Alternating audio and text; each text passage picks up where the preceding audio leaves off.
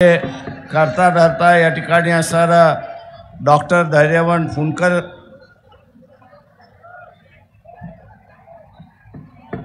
निशाताई शेंडे,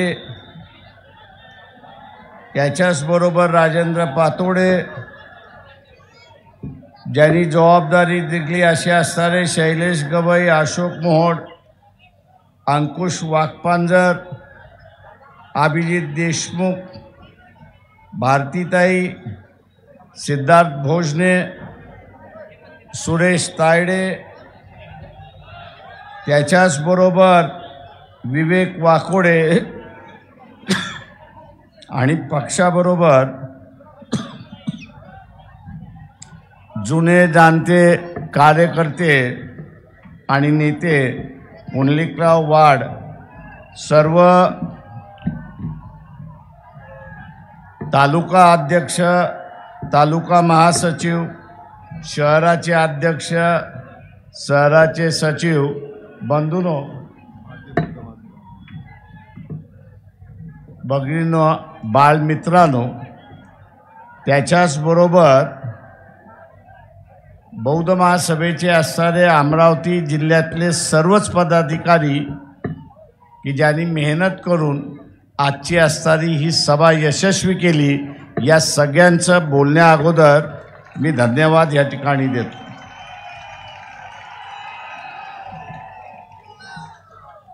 मी आपल्याशी फार वेळ ह्या ठिकाणी बोलणार नाही, मोजकच बोलेन पण थोडकच बोलेन.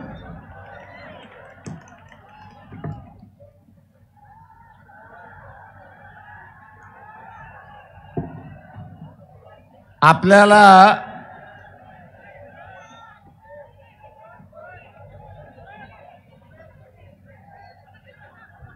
काँग्रेसही म्हणतंय,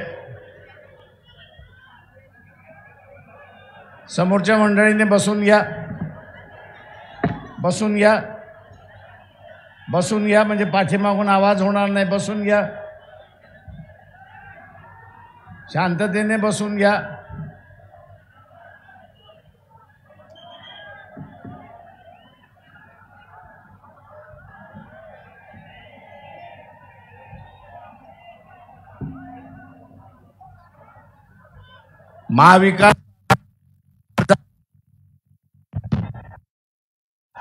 महाविकास आघाडीचं सरकार जाऊन 2 वर्ष ओलांडली, 2 वर्ष ओलांडली, तरीही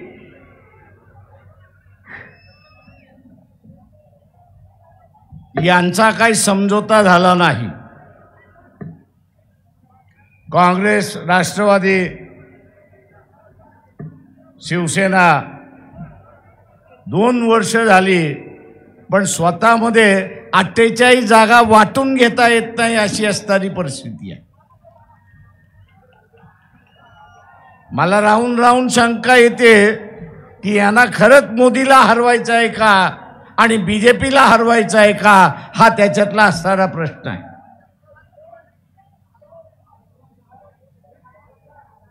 त्याचा महत्वाचा भाग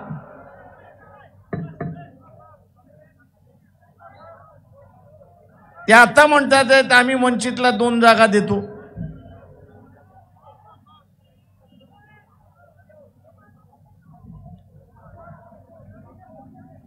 मी काँग्रेसवाल्यांना म्हटलं कुठले 2 जागा देतात त्या सांगा.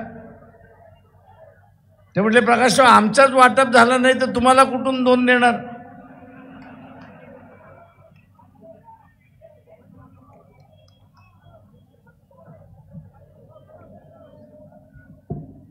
सांगण्याचा मुद्दा हा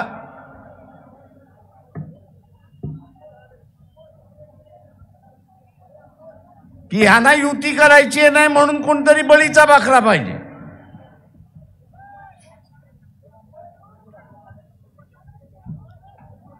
जसं कुर्बानीचा बकरा असतो तसा बकरा हे आता शोधताय.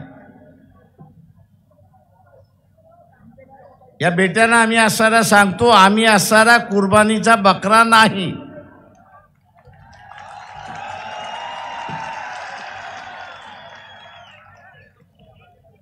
पहिल्यांदा तुम्ही असणाऱ्या तुमच्यामधल्या जागा वाटून घ्या. आम्हाला ज्या जागा पाहिजे ज्याच्याकडे गेल्यात त्याच्याबरोबर बोलून आम्ही वाटाघाटी करू. आणि नाही करणार असाल तर 48च्या 48 जागा आम्ही लढवायला बसलेलो.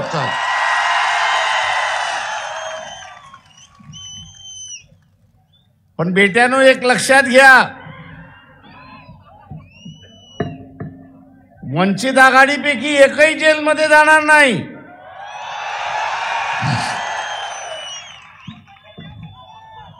जेलमध्ये सोनिया गांधी पासून इतर जण जाणार आहेत. यांना म्हणालो मोदी वाघ म्हटला तरी खातोय आणि वाघोबा म्हटला तरी खातोय. मग दोन हात करायला भीताय कशासाठी? दोन हात करायला भीताय कशासाठी? वाघ म्हटला तरी खातोय, वाघोबा म्हटला तरी खातोय.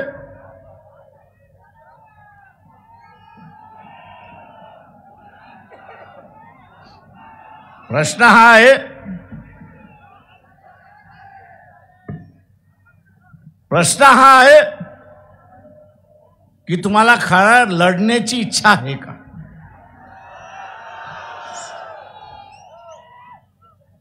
काँग्रेसवाल्यांना विचारतो, तुम्हाला हरवण्याची इच्छा आहे का? मग 4 जागा कमी मिळाल्या आणि 4 जागा जास्ती मिळाल्या, फरक काय पडतोय? तुमच्या मानगुटीवरती जी तलवार आहे, कारवाईची तलवार आहे, अटक होण्याची जी तलवार आहे, एकत्र लढलात तर ती तलवार उडवू शकता.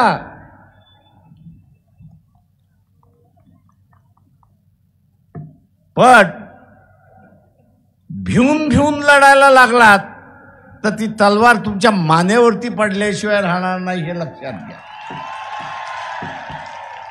आणि म्हणून म्हणतो, युती केलीत तर वाचाल, युती नाही केली तर जेलमध्ये जाणार, एवढं लक्षात घ्या.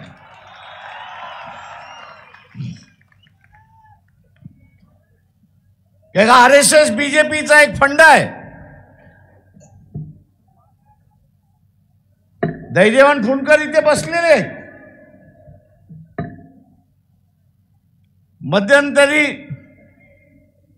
मोहन भागवत अकोल्याला आले होते. धैर्यवान फुंडकर यांना म्हणालो की पोलिसांना सांगा की आम्हाला असणारं निवेदन द्यायचं आहे. मोहन भागवत यांना निवेदन द्यायचं आहे. पोलिसांनी निरोप पोचवला, त्यांची भेटही झाली. ते म्हटले RSS मध्ये निवेदन घेण्याची पद्धतच नाही. अरे कोणाची समस्या असेल तर तो निवेदन देईल, कोणाला काय मांडायचं असेल तर ते निवेदन देईल. ते हे एवढे हिटलर आहेत, हे एवढे हिटलर आहेत की आम्ही चर्चा करणार नाही, आम्ही चर्चा करणार नाही, आम्ही निवेदन देणार नाही.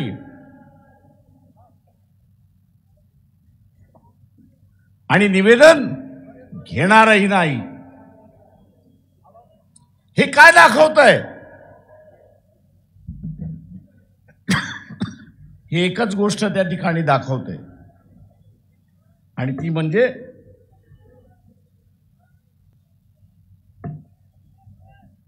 एक कलमी कार्यक्रम,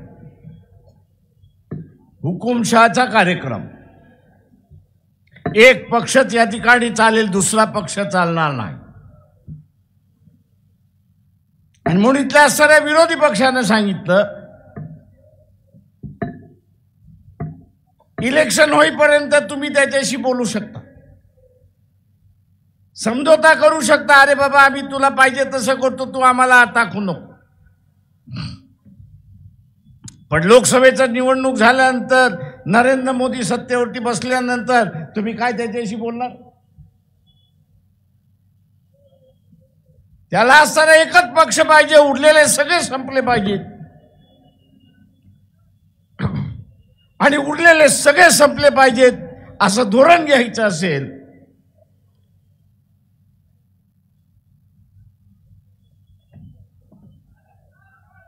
तर उरलेल्या सगळ्यांना संपवणं ही त्याची गरज आहे. आणि संपवण्याचा मार्ग म्हटला म्हणजे तिहार जेलमध्ये यांना टाकून द्या. तिहार जेलमध्ये यांना टाकून द्या आणि यांचा पक्ष आपोआप त्या ठिकाणी संपतो. राजकीय पक्ष वाचणं ही आज काळाची गरज आहे. राजकीय पक्ष वाचणं ही आज सारी काळाची गरज आहे. राजकीय पक्ष वाचले तर लोकशाही वाचली. राजकीय पक्ष वाचले नाही तर लोकशाही संपली. आणि लोकशाही संपली की हुकुमशहाला या ठिकाणी सुरुवात होणार. आणि म्हणून या काँग्रेस, राष्ट्रवादी, उद्धव ठाकरे यांची असणारी सेना बसा आणि समझोता करा. बसून समझोता केला नाही तर तुम्ही जेलमध्ये गेल्याशिवाय राहणार नाही एवढं लक्षात. तो मोदी बसलेलाच आहे. आम्ही काही सत्तेवरती नव्हतो, मंत्री नव्हतो, त्याच्यामुळे चोऱ्या मोऱ्या करण्याचा प्रश्नच येत नाही. जे सत्तेवरती बसले त्यांनी चोऱ्या मोऱ्या केल्या असं मोदी म्हणतोय. खरं किती खोटं किती कोणाला माहिती. कागदावर काळा करायचा, काळ्यावरती कागद करायचा आणि मोकळा होत जायचा, अशी असणारी परिस्थिती आहे. आणि म्हणून आपल्याला असणारं सावध या ठिकाणी राहावं लागणार. तुम्ही आम्हाला चर्चेमध्ये घेतलं तर आम्ही तुमच्या बरोबर आहोत. तुम्ही जसं इथल्या असणाऱ्या गरीब मराठ्याला आतापर्यंत वापरत आलात त्याच पद्धतीने वंचितला वापरण्याचा विचार केला तर मोदी बरोबर आम्ही तुम्हालाही गाडू एवढं लक्षात.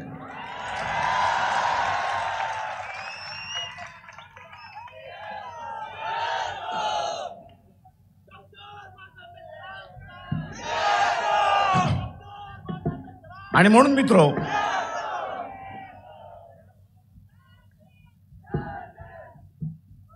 आंबेडकरी चळवळ, फुलेशाहू आंबेडकरी चळवळ ही माना सन्मानाची चळवळ आहे. ही माना सन्मानाची चळवळ आहे. आज जे बीजेपीच्या, आरएसएसच्या विरोधात आम्ही लढतोय त्याचं कारण असते. त्यांनी वर्णव्यवस्था सोडली नाही, त्यांनी मनुस्मृती सोडलेली नाही. ते त्या मानाच्या सन्मानाच्या गोष्टी करतच नाही. ते गुलाम ठेवण्याची भाषा या ठिकाणी करतात. आणि आम्ही इथे असणारा फुलेशाहू आंबेडकरी विचाराच्या चळवळीने इथे गुलामी संपवलेली आहे आणि मानवता या ठिकाणी जिवंत ठेवलेला आहे. आणि तोच मानवतावाद आम्ही या ठिकाणी चालवणार.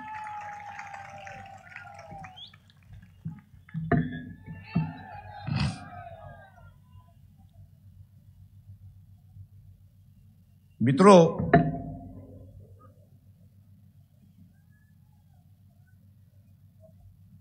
मोदी सुद्धा भ्यायलेला आहे एवढं असताना लक्षात घ्या.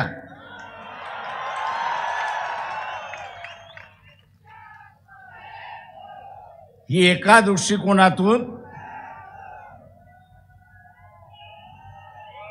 दृष्टिकोनातून आरपारची लढाई आहे एवढं लक्षात घ्या.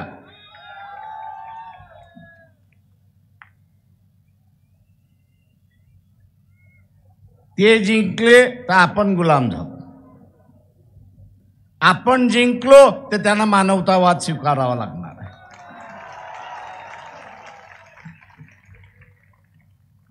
आणि म्हणून काँग्रेसवाल्यांना म्हणतोय, RSS NCP वाल्यांना म्हणतोय, तुम्ही या लढ्याचे कधी भाग नव्हतात,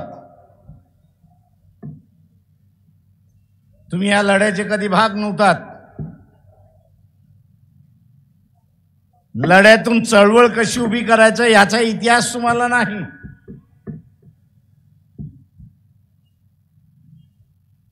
आणि म्हणून मोदी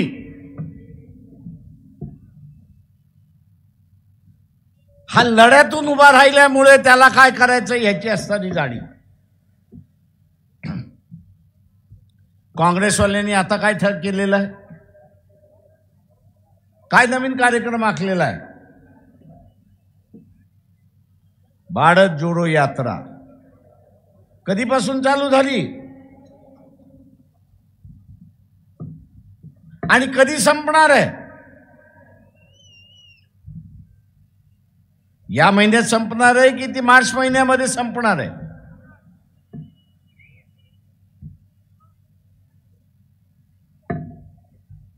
मोदी जे आहे याला पावनखिंडीमध्ये अडकवल्याशिवाय राहणार नाही, एवढं लक्षात घ्या.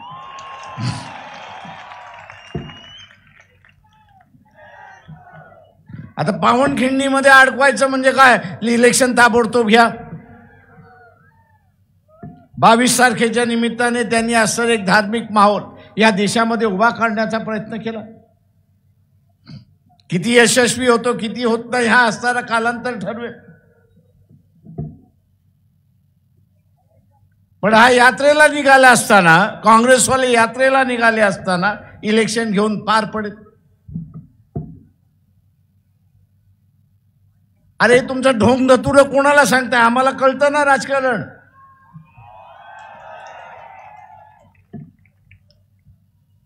म्हणजे इलेक्शन तोंडावरती आले,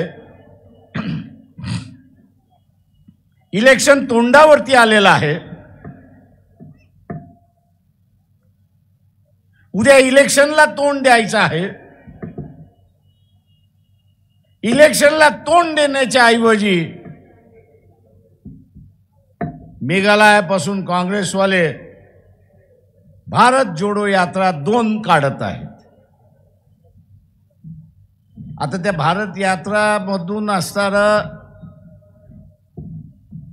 RSS BJP हारणार असेल तर आम्ही त्याच्यामध्ये जायला तयार. पण ती हारणार कशी? हारायचं असेल तर इलेक्शनमध्ये उभं राहावं लागेल, प्रचार करावा लागेल, लोकांकडे मतं मागावे लागतील आणि लोकांनी मतं दिली तरच आपण त्या ठिकाणी हारणार. मला काय कळायला मार्ग नाहीये.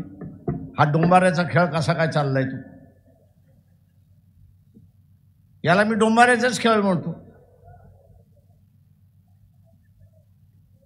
का ते वाजल्याशिवाय ती वरची मुलगी चालू शकत नाही.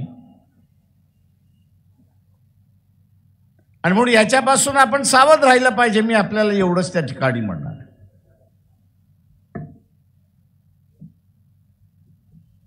माझं आव्हान आहे आपल्या सगळ्यांना,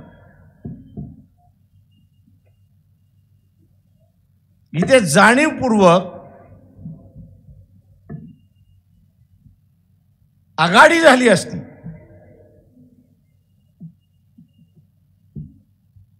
तर लोकांच्या प्रश्नावरती चर्चा ही सुरुवात झाली असती. जसे या ठिकाणी निलेशजी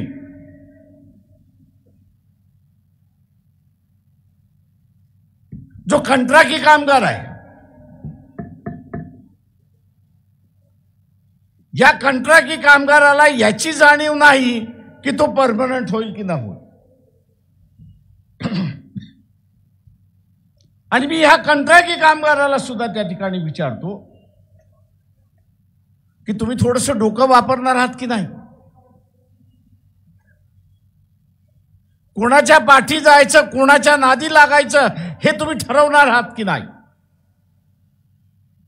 ज्याचं खाजगीकरणाचं धोरण आहे,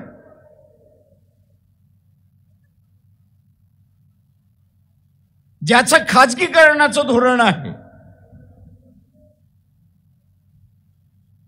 त्याला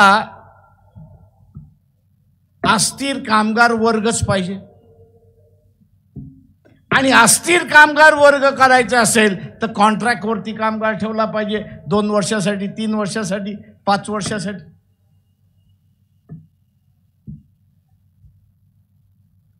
कारण का हा कामगार अस्थिर राहिला तर आंदोलन करणार नाही, महागाई करणार नाही, मागणी करणार नाही. आणि म्हणून हा जो कंत्राटी कामगार आहे त्यांनी निर्णय घेतला पाहिजे. खाजगीकरणाचे असणारे पक्ष त्यांच्याबरोबर तुम्ही जाणार आहात की या ठिकाणी सगळ्या गोष्टी सार्वत्रिक झाल्या पाहिजे, वेलफेअर गोष्टी झाल्या पाहिजे, त्यांच्याबरोबर जाणार आहात हे तुम्ही खुलासा त्या ठिकाणी केला पाहिजे. ज्यांचं खाजगीकरणाचं धोरण आहे, ज्यांचं खाजगीकरणाचं धोरण आहे त्यांच्याबरोबर तुम्ही गेलात तर कंत्राटी कामगार कायमचं राहणार. आणि 30-35 वर्ष झाली की तुम्हाला ब्रेक दिल्याशिवाय हे राहणार नाहीत, अशी असणारी परिस्थिती. आणि म्हणून इथल्या असणाऱ्या कंत्राटी कामगाराला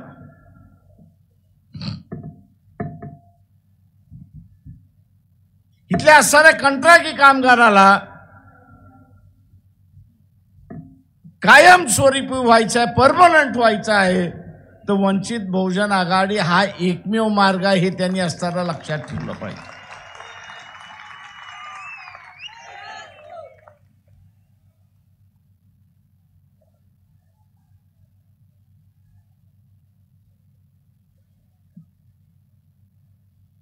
त्याच्याशिवाय मार्ग नाही.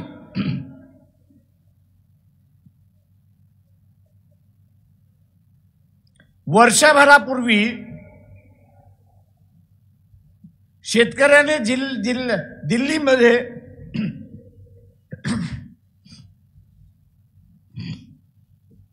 दिल्लीमध्ये 1 वर्ष ठिय्या आंदोलन केलं होतं. कशासाठी केलं होतं? त्यांची मागणी होती, त्यांची मागणी होती की जो हमी भाव आहे या हमी भावाची काही वेळेस अंमलबजावणी होते, काही वेळेस अंमलबजावणी होत नाही. बहुतांश वेळा तर ती होतच नाही. ही अंमलबजावणी होण्यासाठी ते मागणी करत होते की कायदा करा की जो कोणी व्यापारी किंवा कृषी उत्पन्न बाजार समितीतले डायरेक्टर, चेअरमन, पदाधिकारी आहेत यांच्या अखत्यारीमध्ये हमी भावापेक्षा शेतीचा माल कमी घेण्यात आला तर त्याच्यावरती फौजदारी गुन्हा करा. मागणी चूक होती का? आज मला असं इथले राजकारणी म्हणतात, प्रकाशराव तुम्ही ही मागणी करणार का? म्हटलं आपण सत्तेवरती आलो तर कायदा आपण बदलला पाहिजे आणि बाजार समितीतले डायरेक्टर जे आहेत, बाजार समितीतले डायरेक्टर जे आहेत त्या बाजार समितीतल्या डायरेक्टरवरती जबाबदारी दिली पाहिजे की हमी भावापेक्षा तुझ्या इलाक्यामध्ये शेतीचा माल विकत घेतला कामा नये. आणि जर घेतला आणि तू जर तिथं परवानगी दिलीस तर तुला 2 वर्ष तुरुंगामध्ये डांबून ठेवण्याचा कायद्यामधला बदल आपण केला पाहिजे.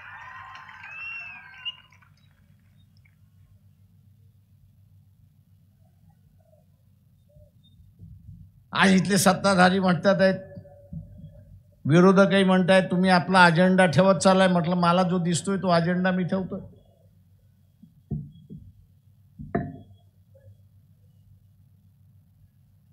जो अजेंडा आहे तो अजेंडा या ठिकाणी आपल्या समोर मांडला. हरकत काय? ते म्हटले तुम्ही लुटीचं राज्य संपवताय. म्हटलं लुटीचं राज्य संपलं की लोक कल्याणाचा कार्यक्रम सुरुवात होतो. म्हटलं त्याच्यामध्ये तुम्हाला अडचण काय?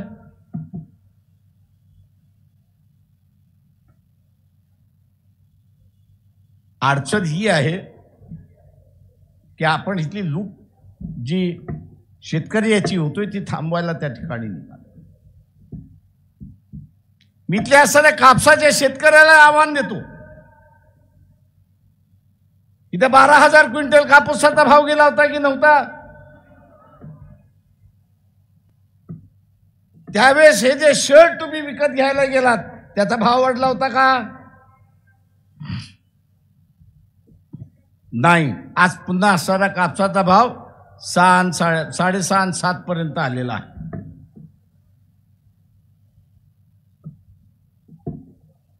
आणि आज सांगितलं जातंय की आंतरराष्ट्रीय बाजारामध्ये असणारा कापसाचा भाव अस्थिर आहे आणि म्हणून आम्ही भाव इथं नियंत्रण करू शकत नाही.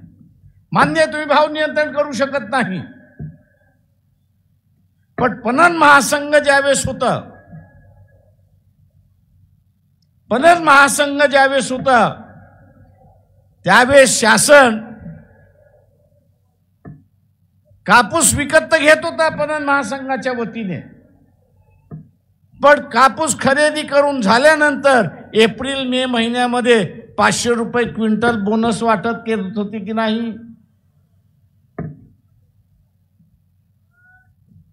मी इथल्या असणाऱ्या शेतकऱ्याला आवाहन करतो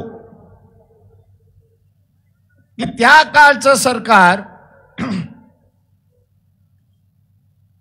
हे जर कापसाच्या शेतकऱ्याला 50 रुपये 500 रुपये क्विंटल हे बोनस देऊ शकत होती तर आज का देऊ शकत नाही? बोनसच्या स्वरूपामध्ये आज तुम्ही का देऊ शकत नाही? सगळ्यात मोठं दानत पाहिजे देण्याची, सगळ्यात मोठी जी आहे ती दानत पाहिजे त्या ठिकाणी देण्याची. पण ज्याला सत्तेवरती आपण बसवलेला आहे तो लुटारू आहे हे आपण असणारा लक्षात घ्या. तो लुटारू आहे. या लुटारूंना नियंत्रण ठेवणारं कोणी नको आहे म्हणून ते आम्हाला तुम्ही 2च घ्या.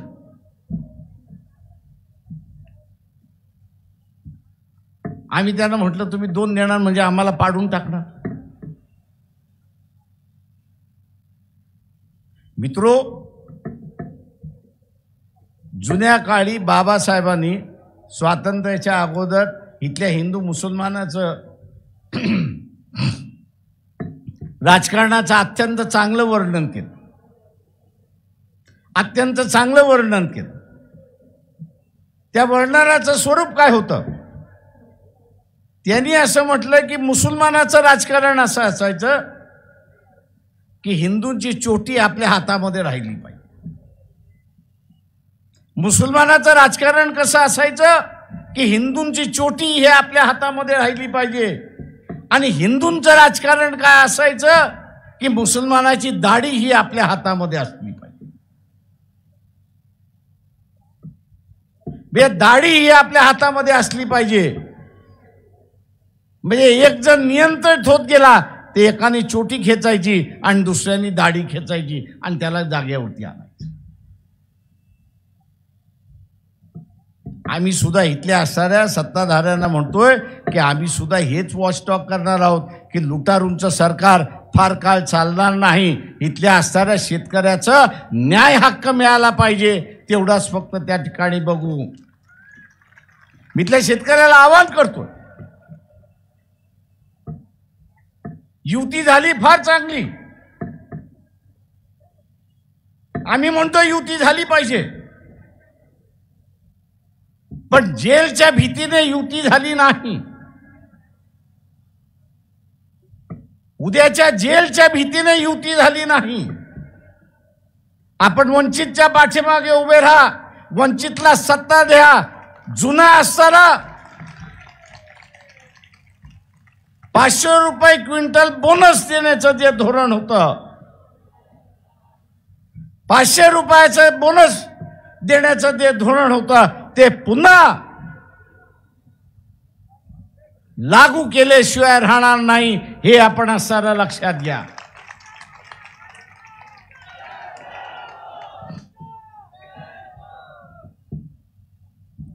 तुम्हाला असणारा कुटुंब जगवावी लागतात.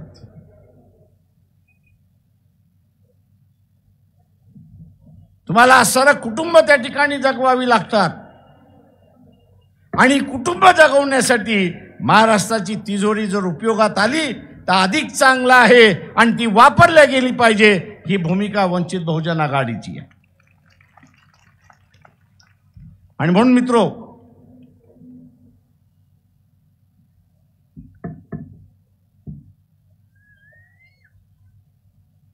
तसं पाहायला गेलं तर RSS, BJP, काँग्रेस, राष्ट्रवादी यांच्या धोरणामध्ये फार फरक नाहीये. त्यांच्याही काळामध्ये असणारा जिल्हा परिषदेच्या नगरपालिकेच्या शाळांना गळती लागली होती. त्या बंद कशा होतील हेच ते त्या ठिकाणी पाहत होते. आणि आत्ताच्या सरकारने 62,000 शाळा आम्ही बंद करणार म्हणून घोषणा करून मोकळे झाले. अरे भाई, ह्यांच्या जागी आणणार काय? तर आम्ही खाजगी शाळा आणणार.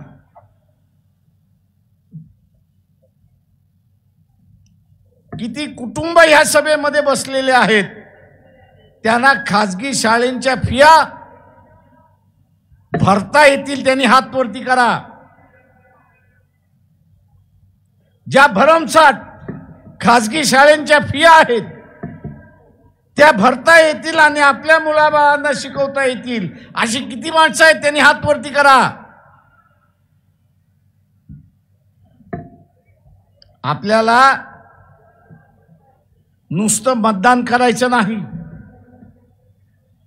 तर मतदान करत असताना जे सरकार 5 वर्ष बसणार आहे ते माझ्या उपयोगी आहे की नाही, माझ्या फायद्याचं आहे की नाही हे पाहणं त्याच्यातलं असणारं महत्वाचं आहे.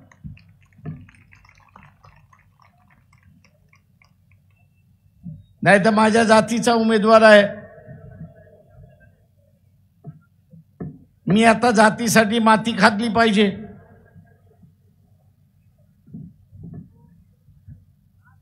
आणि माती खाल्ल्यानंतर 5 वर्ष ठणाठणा बोंबलाला लागायचं की माझं घरच उद्ध्वस्त ह्यांनी करून टाकलेलं आहे, सत्ताधाऱ्याने माझं असणारं घर उद्ध्वस्त करून टाकलंय, कुटुंब उद्ध्वस्त करून टाकलाय, व्यवसाय उद्ध्वस्त करून टाकलाय. बोंबलायचं कशासाठी? आणि म्हणून उद्याचं हे सरकार माझ्या विचारसरणीचं आहे की नाही हे त्याच्यातलं महत्वाचं आहे. ते BJPचं सरकार असेल किंवा काँग्रेसचं सरकार असेल,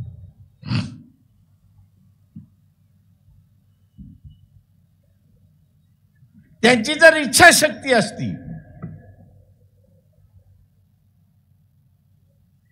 ती इथं गरीब मराठ्याला आरक्षण त्यांनी दिलं असतं. इच्छाशक्ती असती. मी जे म्हणतो, ज्याला कोणाला असणारा समजून घ्यायचा असेल तर आता असणारा सुप्रीम कोर्टाने जो निकाल दिला तो निकाल वाचावा. त्यांनी असणारा असं नमूद केलेलं आहे जजमेंटमध्ये, निकालामध्ये असं म्हटलेलं आहे की आमच्या पुढे जो अहवाल आणला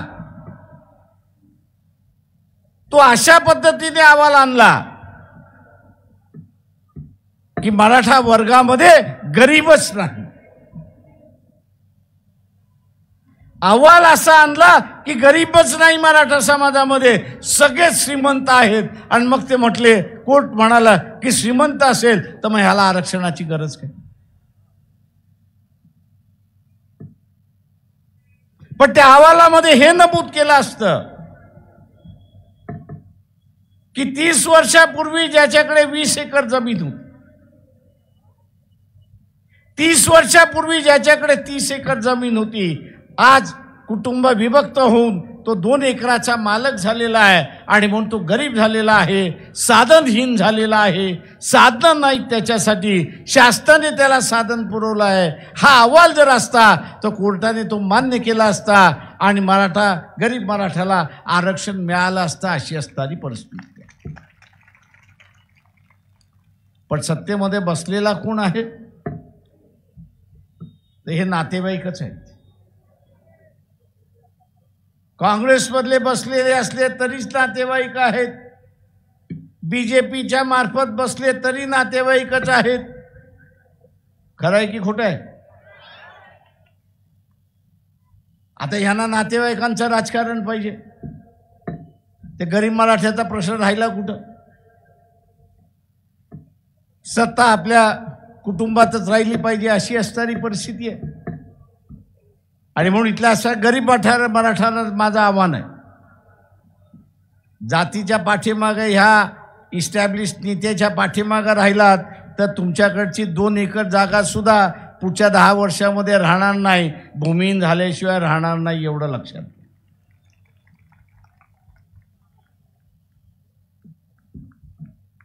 शासन हे माणसाला मदत करणार असतं. शासन हे कुटुंबाला मदत करणार असलं पण ज्याला आपण शास्त्रावरती बसतोय तो लुटारू आहे अशी असणारी त्याची वृत्ती. आणि म्हणून माझं आव्हान आहे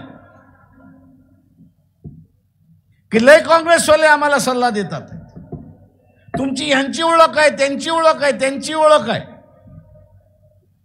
आज शरद पवारांचं स्टेटमेंट आले दुपारी 2-2:30 वाजता की नाही आम्ही असणाऱ्या प्रकाश रावांना घेणार आहोत. अरे म्हटलं फसवताय कशासाठी?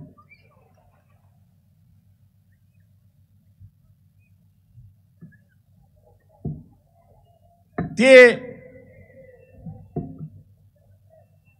तुम्ही प्रिंट मीडिया, इलेक्ट्रॉनिक मीडिया यांच्याशी का बोलताय?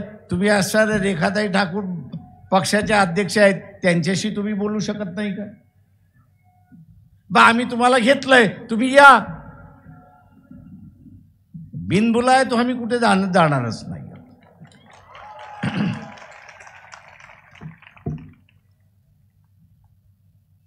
बिनबुलाय आम्ही कुठे जाणारच नाही, कारण का आमची लंगडी बाजू नाहीच आहे. आम्हाला काही जेलमध्ये जायचं नाहीये. आम्ही काय कॅलिफोर्निया घडवलेलं नाही, आम्ही काय लंडन घडवलेलं नाही, आम्ही काय दुबई घडवलेला नाही. आता तुम्ही हे घडवलेलं आहे, तुम्ही भोगा. या भोगापासून वाचवायचं असेल तर आम्ही वाचवायला बसलेलो आहोत. आम्ही वाचवायला त्या ठिकाणी बसलेलो आहोत. आता तुम्हाला वाचायचंच नसेल आणि तुमचा मोदीवरतीच विश्वास असेल तर आम्ही काय करणार? कारण का मी मुंबईच्या सभेमध्ये म्हटलं की मोदी कोण आहे तर मदारी आहे. मदारी काय करतो? मदारी काय करतो?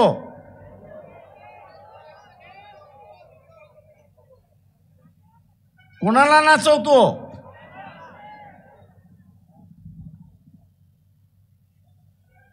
आणि इथे माझं म्हणणं आहे की मोदी डमरू वाजवतो आणि इथले सगळे नाचायला लागतात अशी परिस्थिती आहे.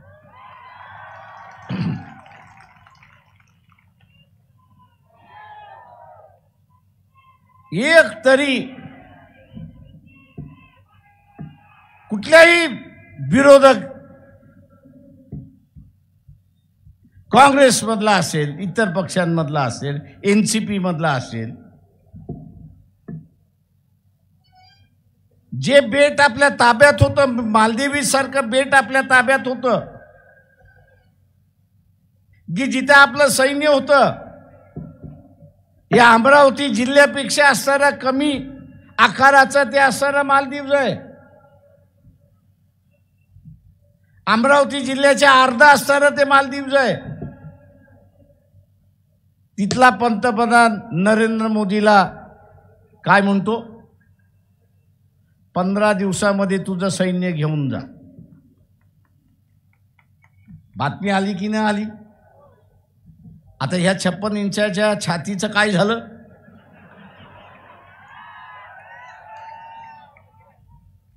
मी इथल्या सनातन हिंदूंना विचारतो, जगामध्ये जेवढी बेइज्जती मोदीच्या काळामध्ये भारताची झाली तेव्हा इतर कुठल्याच प्रांतामध्ये झाली नाही, हे आपण असं लक्षात घ्या.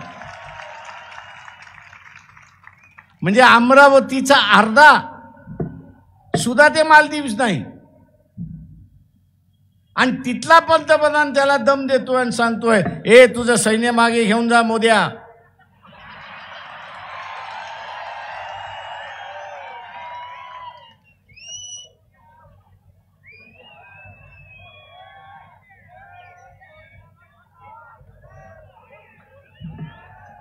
आणि हा गपचूप त्या फॉरेन मंत्र्यांना पाठवतो आणि म्हणतो युगांडामध्ये त्या मालदीवच्या फॉरेन मंत्र्याची बातचीत करतो, अरे माझी एवढी असणारी बेआबरू करू नका.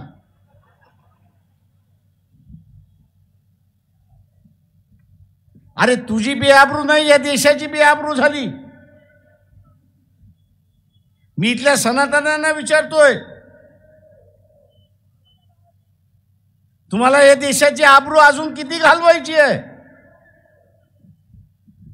मोहन भागवत, तुम्हाला या देशाची आबरू अजून किती घालवायची आहे?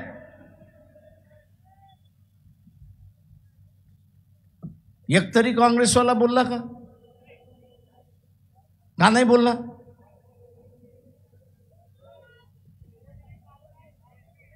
का मोदींनी त्यांना घोषू मोदींनी त्यांना सांगितलं, हे आवाज काढलास तर बघ,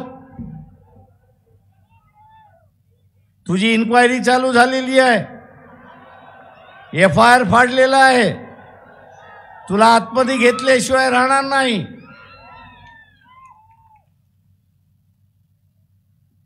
आता एवढं भित्रट आणि नेबलट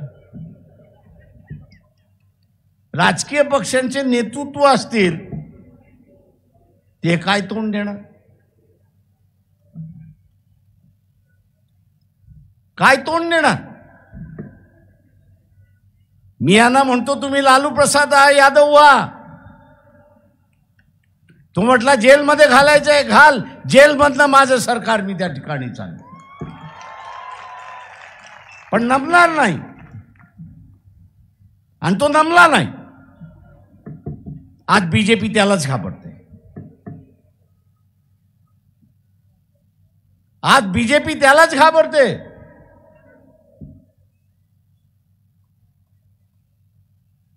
पण या उरलेल्यांना घाबरत नाही. पण बीजेपी ज्यांना घाबरते त्यांच्या हातामध्ये हे नेतृत्व द्यायलाच तयार नाही, हे त्यांना प्रमुख बनवायलाच तयार नाहीये.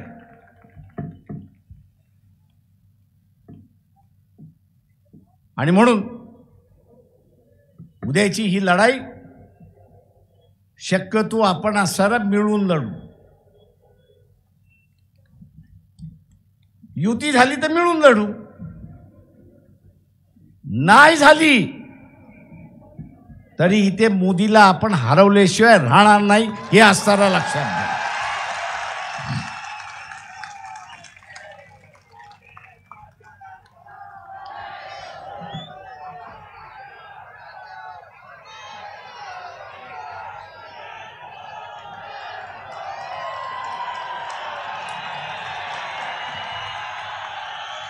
काँग्रेसवाल्यांना आम्ही सांगतो,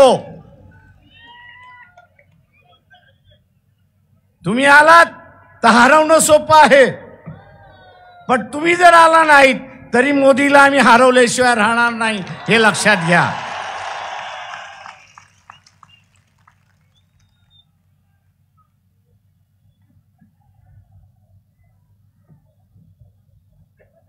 कारण का मला जिल्ह्यातले काँग्रेसवाले म्हणतात आहेत, प्रकाशराव तुम्हाला घेत नाहीत, काय करायचं? म्हटलं तुम्हीच ठरवा.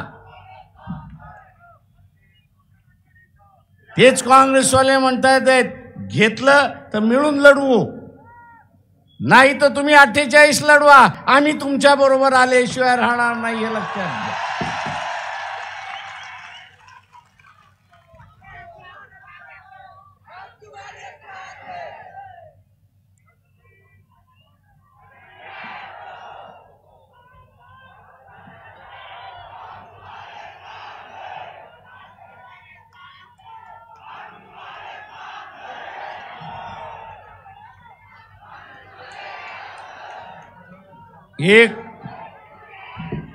एक फक्त आपण मालदीवचा प्रश्न काढल्यानंतर मला असणारा कनेक्ट जे बीजेपीशी संबंधित आहेत, RSSशी संबंधित आहेत, प्रकाशराव थोडं कमी बोला ना.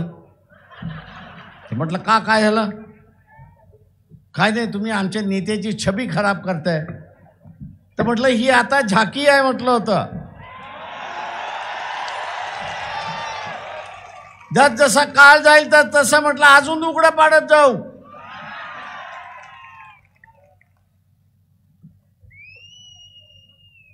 आणि म्हणून काळजी करण्याची गरज नाही.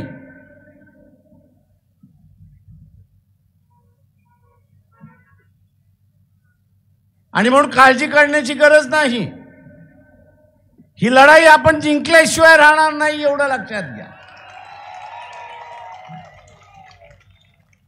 पण त्यासाठी जे निलेशजी सांगितलं की उद्याची ही लढाई संविधानाची लढाई आहे. आज मोदी सारखा तेली समाजाचा चहा विकणारा पंतप्रधान होऊ शकतो. ही संसदीय लोकशाहीची कमाल आहे, हे आपण लक्षात घ्या. ही संसदीय लोकशाहीची कमाल आहे.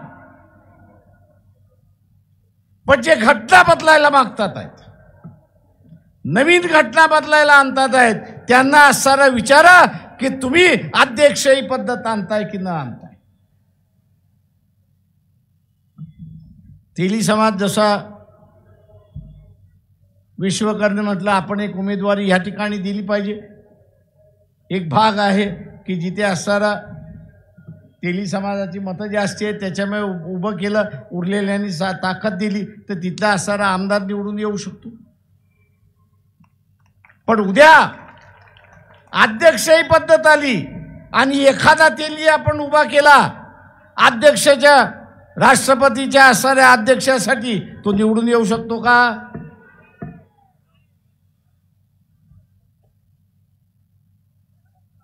जे RSS BJPला जे पाहिजे ते की इथला असणारा असेल, तेली असेल, तांबोळी असेल, कुंभार असेल, लोहार असेल, सोनार असेल, कैकाडी असेल, मांगारुडी असेल, हा इथल्या राजकीय व्यवस्थेमध्येच येऊ नये. हा कायमचा गुलाम राहावा, हा कायमचा गुलाम झाला पाहिजे. आणि म्हणून दिवसाला 5 लोकांशी आपण बोलू की आजच्या या संविधानामुळे सरपंच आपण होऊ शकतो, जिल्हा परिषदेचा अध्यक्ष होत असतो, अमरावती शहरातला महापौर आपण होऊ शकतो.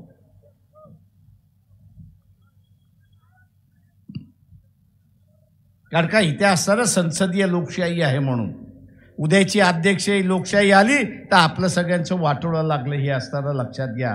आपण सत्तेतून बाहेर गेलो अशी असणारी परिस्थिती. आज आरक्षण आहे, या नव्या घटनेमध्ये असणारं आरक्षण येणार आहे का? आपण त्यांना असणारा विचारा. आरक्षणाच्या माध्यमातून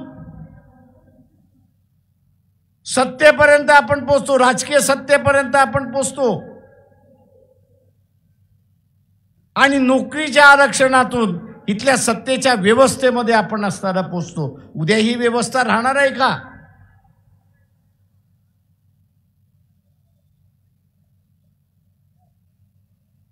जे आहे ते सोडायचं आणि भूताच्या पाठीमागे लागायचं, असा जो स्वप्न त्या ठिकाणी दाखवला जातोय तो असणारा थांबा.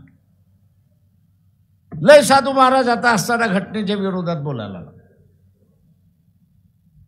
ये बदलनी चाहिए. जेव्हा एकाला मी फोन केला, अरे म्हटलं होतं मला तुझ्याशी वाद घालायचा आहे, जरा येतो का? तो म्हणतो नाही, हमको ने जो कहना था वो कह दिया. म्हटलं हा, त्याच्यावरती वाद घालायचा, आपला जाहीर वाद घालू म्हटलं, लोकांसमोर वाद घालू, लोकांना ठरवू दे म्हटलं होतं तू बरोबर आहेस का मी बरोबर आहे, पण वाद घालायला तयार नाही.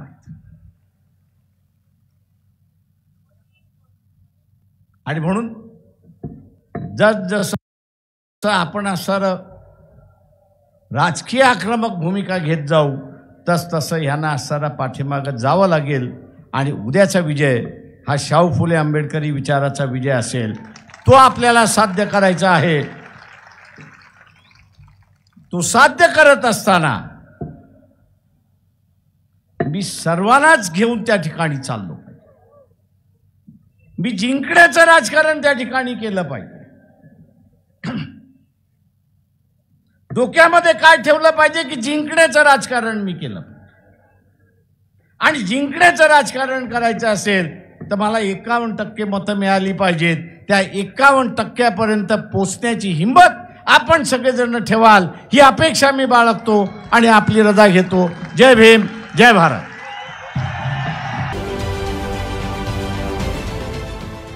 देश विदेशातील प्रत्येक घडामोडींचे लाईव्ह अपडेट मिळवण्यासाठी आता साम टीव्हीच्या सर्व सोशल मीडिया प्लॅटफॉर्मला लाईक, फॉलो आणि सबस्क्राईब करा. तसंच सर्व नोटिफिकेशनसाठी बेल आयकॉन प्रेस करायला विसरू नका.